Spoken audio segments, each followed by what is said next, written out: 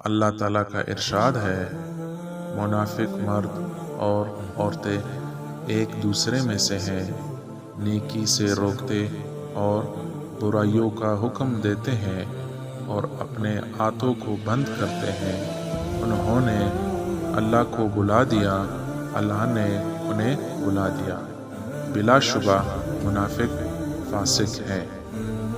اللہ تعالیٰ نے منافق مرد اور منافق عورتوں کے لیے اور کفار کے لیے جہنم کا وعدہ کیا ہے، یہ انہیں کافی ہے، اور اللہ نے ان پر لعنت کی ہے اور ان کے لیے ہمیشہ کے لیے عذاب ہے۔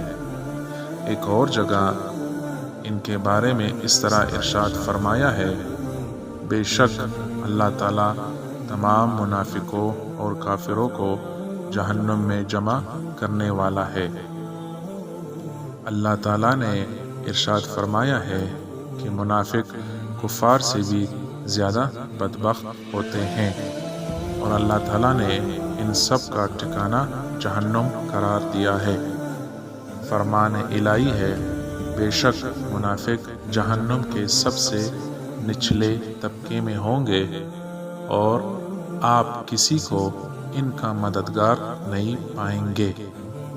حدیث شریف میں ہے، منافق کی مثال ایسی نو وارد بکری کی طرح ہے جو دو ریوڑوں کے درمیان ہو، کبھی وہ اس ریوڑ کی طرف بھاگتی ہے اور کبھی اس ریوڑ کی طرف دوڑتی ہے۔ اللہ تعالیٰ کا ارشاد ہے، اسی طرح منافق نہ تو مسلمانوں میں شامل ہوتا ہے اور نہ ہی کافروں میں۔